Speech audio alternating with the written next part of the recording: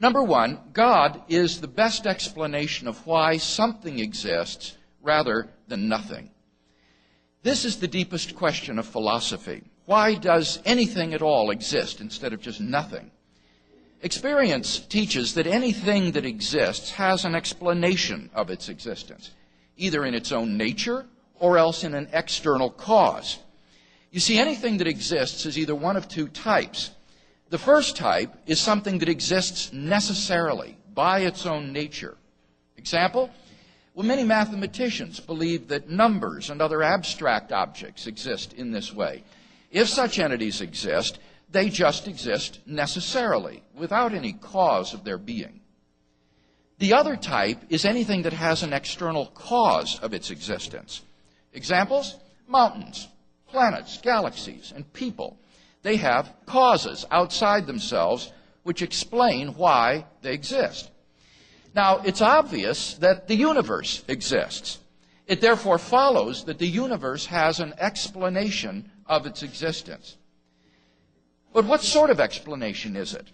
Well, it seems plausible that if the universe has an explanation of its existence, that explanation is an external, personal, transcendent cause. Why? Because in this case, the cause must be greater than the universe. Think of the universe, all of space and time. So the cause of the universe must be beyond space and time. Therefore, it cannot be physical or material. Now, there are only two kinds of things that fit that description. Either abstract objects, like numbers, or else an intelligent mind. But abstract objects can't cause anything. Therefore, it follows that the explanation of the universe is an external, transcendent, personal cause, which is what everybody means by God. Number two, God's existence is implied by the origin of the universe. The atheist could try to escape the argument I just gave by saying that the universe exists necessarily by its own nature. But this second argument blocks that escape route. For anything that exists necessarily must exist eternally. Think about it. If a thing ever came into existence or ceased to exist, then we know that its non-existence is possible. That is to say, it doesn't exist necessarily. In one of the most startling developments of modern science, we now have pretty strong evidence that the universe is not eternal in the past, but had an absolute beginning about 13 billion years ago in a cataclysmic event known as the Big Bang. What makes the Big Bang so startling is that it represents the origin of the universe from literally nothing.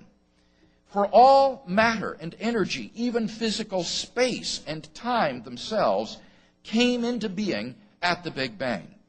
As the British physicist P.C.W. Davies explains, the coming into being of the universe, as discussed in modern science, is not just a matter of imposing some sort of organization upon a previous incoherent state, but literally the coming into being of all physical things from nothing.